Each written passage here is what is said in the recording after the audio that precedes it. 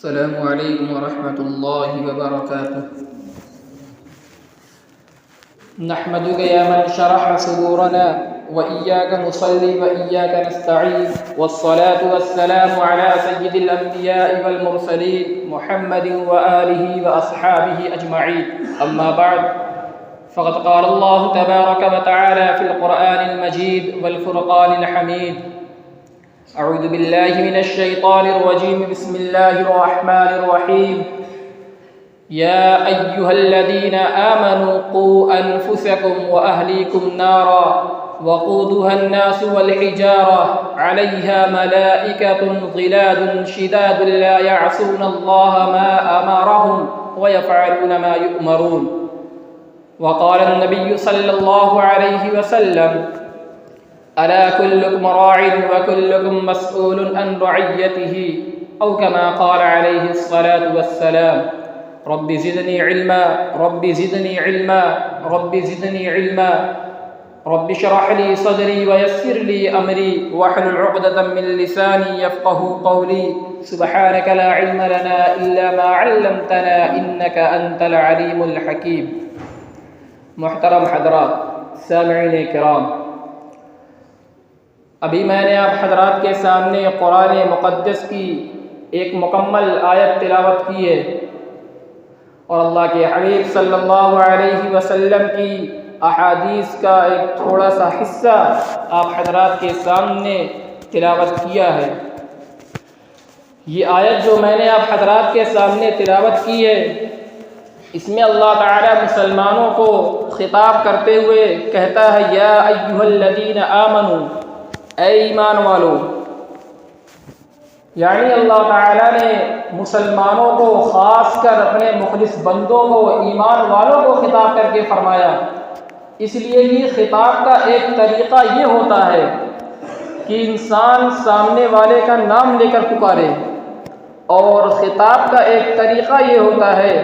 کہ انسان سامنے والے کو اس رشتے کا حوالہ دے کر پکارے جو اس سے قائم ہے۔ جیسے ایک باپ اپنے بچے کو کبھی نام لے کر پکارتا ہے، اور کبھی وہی باپ اپنے بچے کو بیٹا کہہ کر پکارتا ہے۔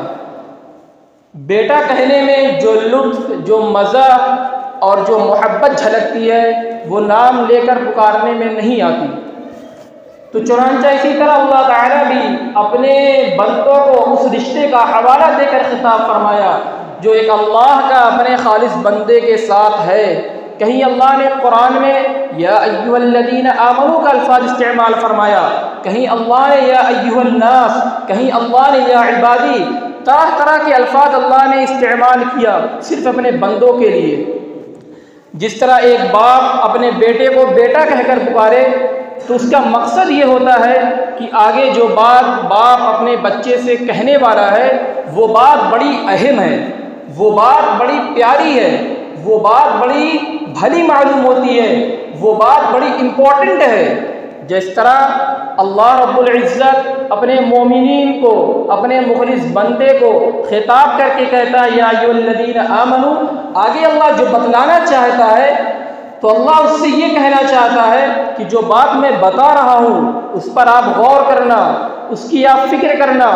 اس کو آپ ہلکے میں نہ لینا۔ اس لیے کہ ایک باپ کبھی اپنے بچے کو یہ نہیں بتائے گا کہ بیٹا تو غلط راستے پر چل، کبھی ایک باپ اپنے بچے کو نشیڑی، گجیڑی، شرابی نہیں بنائے گا۔ تو وہ اللہ کیسے اپنے بندے کو، کیسے اپنے مخلص بندے کو، کیسے اپنے اللہ کی اپنی دی ہوئی ایک امانت کو اللہ کیسے غلط راہ پر دیکھنے کو پسند کرے گا؟ جس طرح ایک باپ اپنے بچے کو غلط راہ پر نہیں چلائے گا، اسی طرح ایک اللہ اپنے بچے کے، اپنے بندے کو غلط راستے پر نہیں چلائے گا۔ تو اللہ نے قرآن میں صاف فرمایا یا ایھا الذین آمنوا قوا انفسکم واہلیکم نارا وقودها الناس والحجارہ علیہا ملائکۃ غلاظ شداد لا یعصون اللہ ما امرهم ویفعلون ما یؤمرون۔ اے ایمان والو،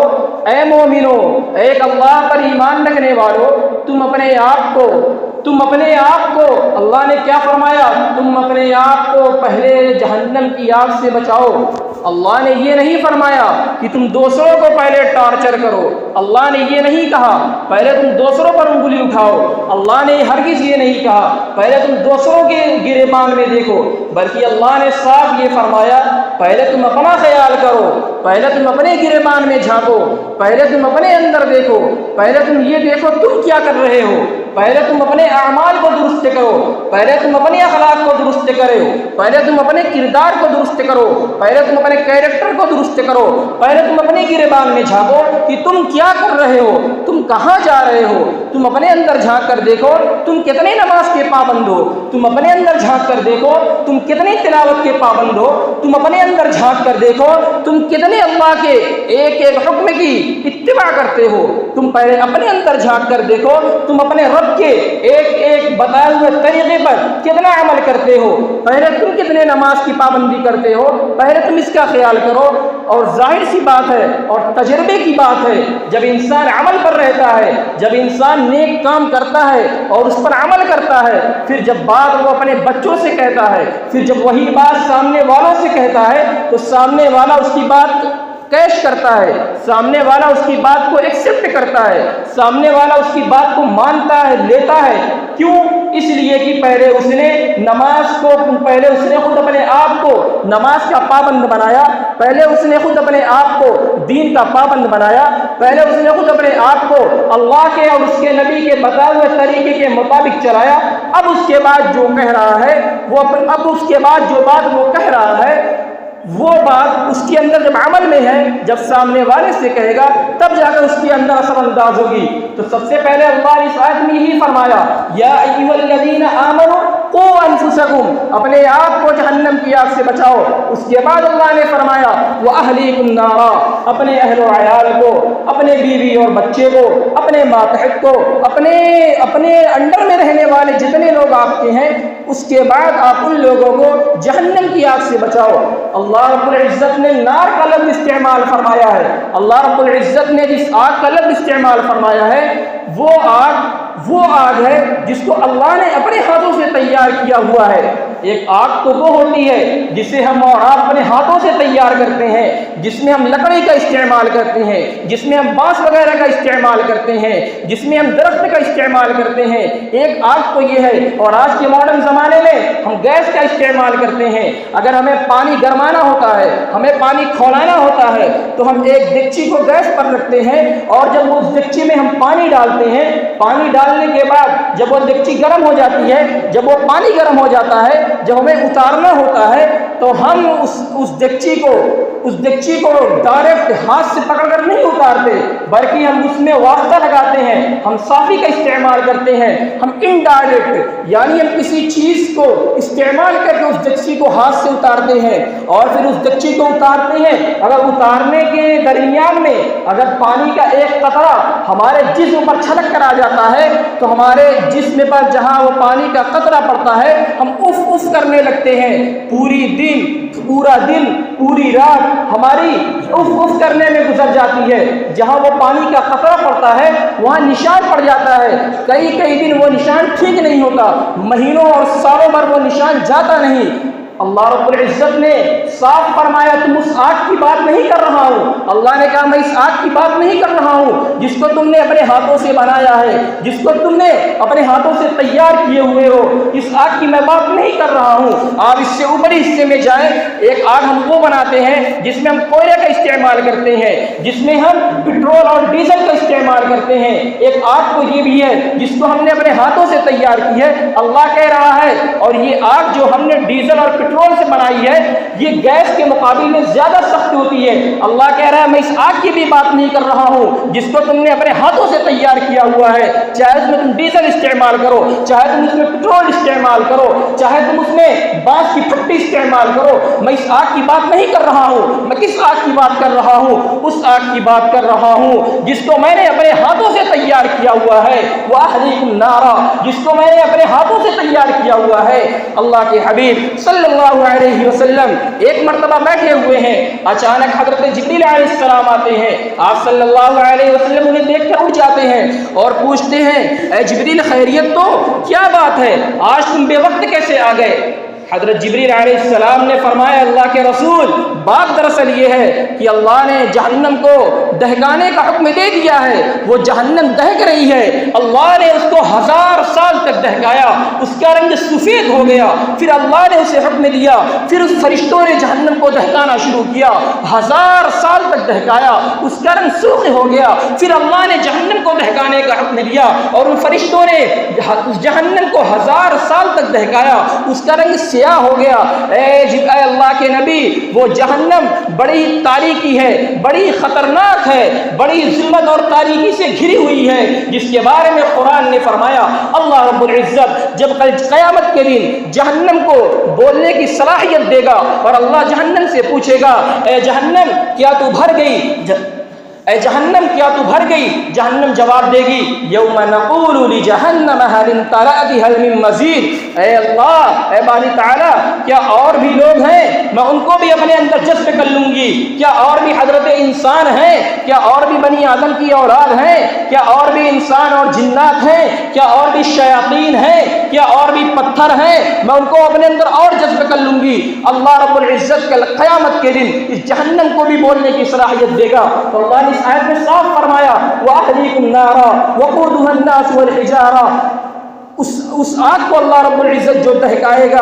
اس میں لکڑی کا استعمال نہیں کرے گا، اس میں پٹرول اور ڈیزل اور کوئلے کا استعمال نہیں کرے گا، اس آگ کو دہکانے کے لیے اللہ رب العزت حضرت انسان کو پتھر کو استعمال کرے گا۔ کون انسان؟ وہ انسان جو اللہ کی زمین پر رہ کر، اللہ کے آسمان کے نیچے رہ کر اللہ کے ساتھ بغاوت کیا، وہ انسان جس نے اللہ کے ساتھ کسی کو شریک ٹھہرایا، وہ حضرت انسان جس نے اللہ کے ساتھ بغاوت کی، وہ حضرت انسان جس نے اللہ کے ایک ایک حکم کی خلاف ورزی کی، وہ حضرت انسان جو اللہ اور اس کے رسول کے بتائے ہوئے طریقے کے خلاف زندگی گزاری، اللہ رب العزت اس انسان کو جہنم میں ڈالے گا اور ڈال کر اس آگ کو تیار کرے گا اور پھر تیار کر کے اس میں اور مزید حضرت انسان کو ڈالے گا۔ اللہ رب العزت کہتا ہے اس آگ کو جو میں تیار کروں گا وقودها الناس والحجارة علیہا ملائکۃ غلاظ، اور اس جہنم کے ارد گرد ایک داروغہ کو مقرر کروں گا، اس جہنم کے ارد گرد ایک واچمین رکھوں گا، اس جہنم کے ارد گرد ایک پہرے دار کو میں رکھوں گا، ایک حاجب کو رکھوں گا، وہ سخت مزاج ہوگا، وہ تند خو ہوگا، اس کے اندر محبت نام کی کوئی چیز نہیں ہوگی، اس کے اندر محبت اور الفت نام کی کوئی چیز نہیں ہوگی، وہ بڑا ہی سخت مزاج ہوگا۔ وقودها الناس والحجارة علیہا ملائکۃ غلاظ شداد لا یعصون اللہ رب العزت ایسے فرشتے کو مقرر کرے گا جو اللہ کے ایک حکم کی اتباع کریں گے، اللہ کے ایک ایک حکم کو بجا لائیں گے، اللہ کے ایک ایک حکم کی خلاف ورزی نہیں کریں گے۔ لا یعصون اللہ ما امرہم، جس چیز کو اللہ رب العزت حکم دیا ہوگا وہ اس کو پورا کریں گے، اس کے کرنے میں وہ ذرہ برابر پیچھے نہیں ہٹیں گے۔ یہ ہے فرشتے جن کو اللہ نے اس جہنم کے کنارے پر مقرر کیا ہوا ہے۔ میرے غیور نوجوانوں، یہ پوری آیت کا مختصر سا مطلب اور مفہوم یہ ہے، جب یہ آیت نازل ہوئی تو حضرت عمر بن خطاب رضی اللہ تعالی عنہ ڈر گئے اور کہا اللہ کے رسول، ہم تو اپنی جان کی حفاظت کر سکتے ہیں، ہم تو دین پر مر مٹنے کا جذبہ تو رکھتے ہیں، لیکن اپنی اولاد کو کیسے بچائیں؟ ہم اپنی اولاد کی کیسے فکر کریں؟ ہم اپنی اولاد کو کیسے جہنم سے روکیں؟ اللہ کے حبیب صلی اللہ علیہ وسلم نے فرمایا تم ان کو بتاتے رہنا، تم ان کو اللہ کی دہکتی ہوئی آگ سے ڈراتے رہنا۔ آج کے دور میں عام طور پر ہمارا حال یہی ہے کہ گھر کے جو بڑے ہوتے ہیں، گھر کے جو ذمہ دار ہوتے ہیں، گھر کے والدین جو ہوتے ہیں، وہ نماز کے پابند تو ہوتے ہیں، وہ تہجد کے پابند ہوتے ہیں، وہ اشراق کے پابند ہوتے ہیں، وہ اوابین تک کے پابند ہوتے ہیں، وہ چاشت کے پابند ہوتے ہیں، وہ نفل پہ نفل بھانجتے رہتے ہیں، وہ اپنی نماز پر مطمئن ہو کر بیٹھے ہیں، اور اگر ان کے گھر والوں کی طرف نگاہ ڈالی جائے، ان کی اعلی اولاد میں جب نگاہ ڈالی جائے تو پتہ چلا باپ کا رخ مشرق کی طرف ہے تو بیٹے کا رخ مغرب کی طرف ہے۔ باپ اور بیٹے میں دونوں میں زمین آسمان کا فرق ہے۔ باپ تو ہر وقت اللہ کی راہ میں اپنے آپ کو قربان کرنے کے لیے تیار ہے، لیکن اس کی اولاد، اس کی بیوی بچے گناہوں کے دلدل میں جا رہے ہیں، اس کی اولاد، اس کی بیوی بچے گناہوں کے اندر پھنسے ہوئے ہیں، اس کی ذرہ برابر فکر نہیں۔ آپ اچھی طرح سمجھ لیں، گھر کے ذمہ دار حضرات اچھی طرح سمجھ لیں، آپ کی نجات اس وقت تک نہیں ہو سکتی، آپ کی نجات اس وقت تک نہیں ہو سکتی جب تک آپ اپنے گھر والوں کو بھی جہنم کی آگ سے بچا نہ پائیں۔ اگر آپ یہ کہہ کر اگر آپ یہ سوچ لیں کہ ہم تو اپنے نفس کے مالک ہیں، ہم اپنے جان کے مالک ہیں، ہم عمل کر لیں، ہم اپنے آپ پر مطمئن ہو جائیں تو ٹھیک، ہماری اولاد کچھ بھی کرے ہم سے کیا مطلب، ان کا اعمال ان کے ساتھ، ہمارا اعمال ہمارے ساتھ، وہ جانے ان کا کام، ہم جانے ہمارا کام۔ اگر آپ کے ذہن میں یہ بات ہے تو کل اللہ رب العزت قیامت کے دن آپ سے پوچھے گا۔ اس کو میں ایک سمپل سے طور پر آپ کو مثال کے طور پر بتانا چاہتا ہوں۔ اللہ رب العزت نے جو نار کا لفظ استعمال فرمایا ہے، اس میں اللہ رب العزت نے صاف صاف فرمایا، اس میں ایک جو شبہ ہمارے اور آپ کے دلوں میں جو آتا ہے، اس میں اس آیت میں اس لفظ میں اللہ نے اس شبہ کو دور فرمایا۔ بس اوقات یہ دیکھا جاتا ہے جب عام طور پر کوئی گھر مسجد کے ذمہ دار یا نمازی حضرات یا یہ جماعت کے لوگ جب عام طور پر لوگوں کو جا کر پکڑ کر بتاتے اور سمجھاتے ہیں اور کہتے ہیں بھائی اپنے بچوں کو بھی دین کی تعلیم دو، اپنے بچوں کو بھی دین کی تعلیم دو، ان کو بھی دین کی طرف بلاؤ، ان کو بھی دین کی باتیں بتاؤ اور سمجھاؤ، تو عام طور پر لوگ یہی جواب دیتے ہیں کہ بھائی ماحول بڑا خراب ہے، معاشرہ بڑا خراب ہو گیا، کہا کری ببوا کا بہت سمجھائیں، بہت بتائیں، منتا ہے ہم کیا کری، ہم چھوڑ دیں یہ جانے وہ کا کام، ہم جانی ہمارا کام۔ یہ عام طور پر یہ جملہ ہمارے گھر کے بڑے استعمال کرتے ہیں، یہ جملہ ہمارے گھر کے بڑے نکالتے ہیں، تو اللہ نے اسی آیت میں اس نار کے لفظ کو استعمال کر کے اس شبہ کو دور بھی فرمایا ہے۔ اللہ رب العزت نے صاف فرمایا اگر گھر کے بڑے اپنی محنت کرنے کے باوجود، اپنی حد تک کوشش کرنے کے باوجود اگر بچے، ان کی اولاد، ان کی بال بچے سیدھے راستے پر نہیں آ رہے ہیں تو آپ بالکل بری ہو جائیں گے، اللہ سے آپ کا مواخذہ نہیں ہوگا، لیکن دیکھنا یہ ہے کہ آپ نے یہ کام کب تک کیا ہے، دیکھنا یہ ہے آپ نے یہ کام کتنی دن تک کیا ہے، کتنی کوشش اور کتنی محنت سے آپ نے یہ کام کیا ہے۔ سمپل سی مثال ہے، آپ سمجھیں اس کو اس طرح، جیسے ایک بچہ ہے، ایک نادان سا معصوم بچہ ہے، وہ گھر کے باہر کھیلتا ہوا جا رہا تھا، سامنے دیکھتا ہے یہ آگ ہے، اور وہ آگ اس کو بڑی اچھی معلوم ہوتی ہے، بڑی بھلی معلوم ہوتی ہے، اور گھر کے اندر والدین اس کے موجود ہیں، اس کا باپ گھر کے چھت پر کھڑا ہو کر بچے کو دیکھ رہا ہوتا ہے، اور وہ بچہ آگ کی طرف دوڑتا ہے، اور گھر کے اوپر کھڑا ہوا باپ وہ سارا نظارہ دیکھتا ہے، اور باپ یہ جانتا ہے کہ اگر میں اپنے بچے کو روکوں گا نہیں، وہ میرا بچہ اس آگ میں چلا جائے گا اور جا کر گر جائے گا اور مر جائے گا۔ اب باپ وہیں سے چھت پہ سے کھڑا ہو کر چلانے لگتا ہے کہ بیٹا آگے مت جانا، آگ ہے بیٹا، آگے مت جانا، گر جاؤ گے، مر جاؤ گے، جل جاؤ گے۔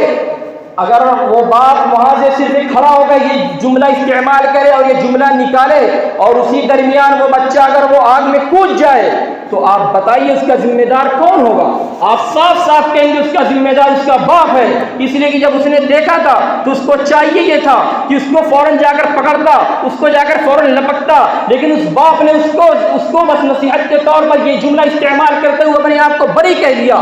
آپ فوراً اس کے باپ کے اوپر دو جھاپڑ ماریں گے اور کہیں گے تمہیں شرم نہیں آئی، تمہیں احساس نہیں ہوا، تمہاری غیرت مر چکی تھی۔ وہ باپ کو سامنے والا دو چار جھاپڑ اور لگائے گا، تیسرا سنے گا وہ تو اور مارے گا، اس لیے کہ وہ بچہ نادان تھا، وہ بچہ ناسمجھ تھا۔ ٹھیک اسی طرح اللہ نے بھی فرمایا جب تم جانتے ہو کہ ماحول خراب ہو چکا ہے، جب تم جانتے ہو کہ معاشرے کے حالات بد سے بدتر ہو چکے ہیں، پھر تم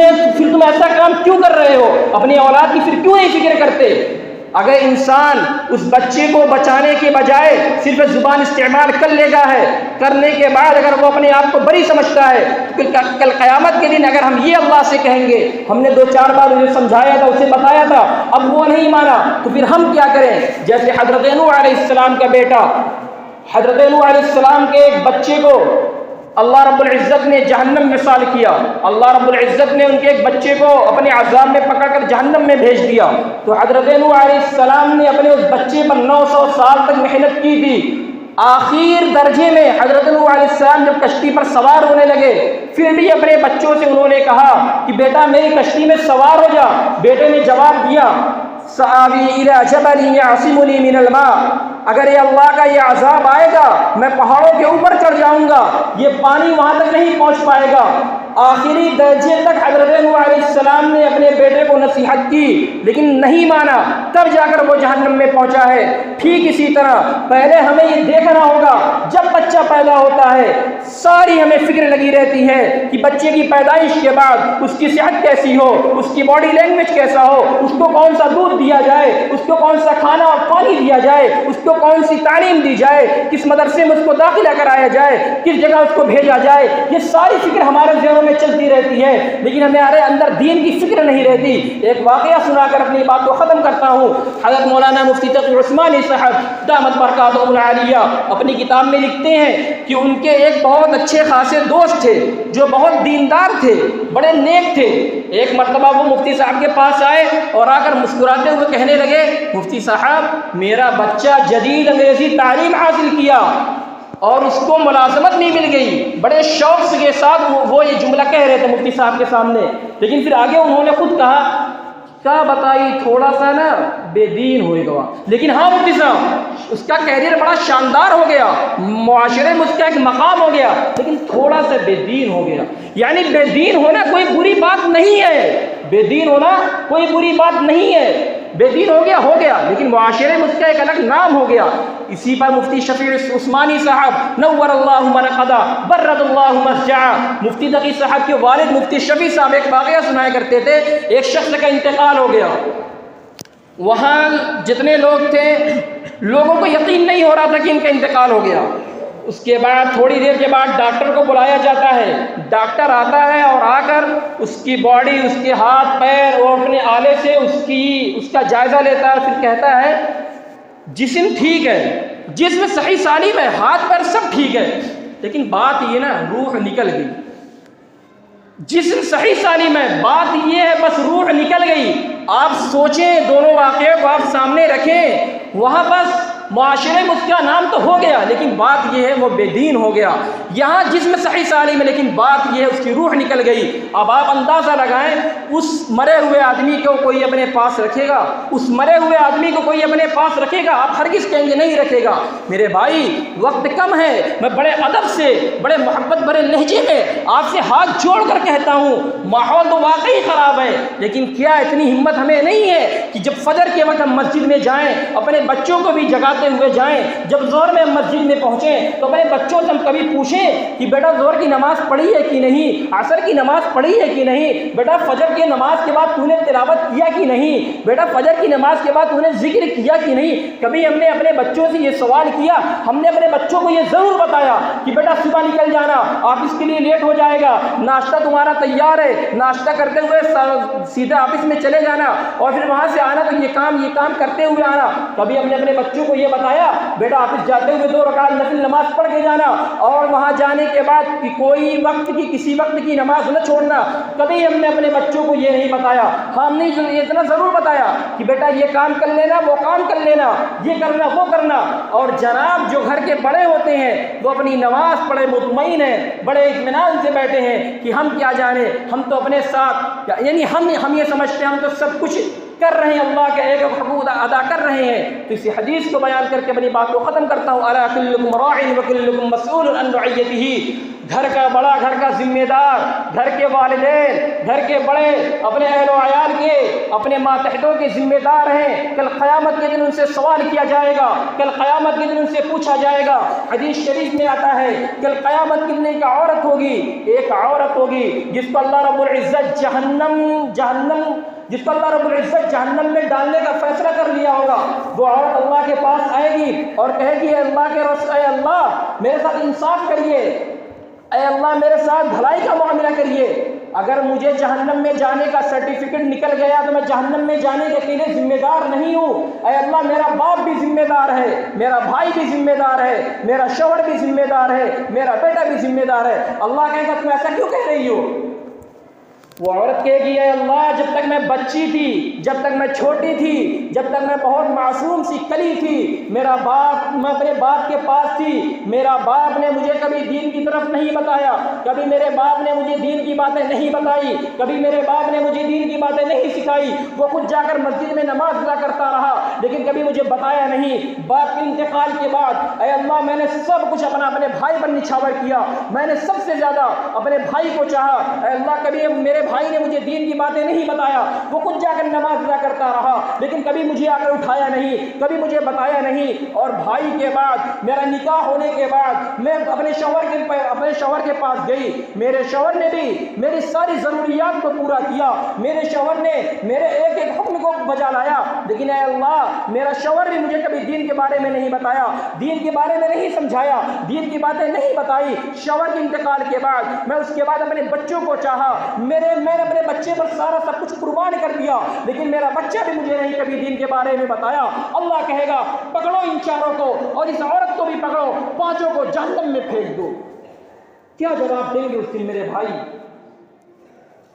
سوچنا ہوگا، سمجھنا ہوگا، بڑی اہم بات ہے، باریکی سی بات نہیں ہے، سوچنا ہوگا۔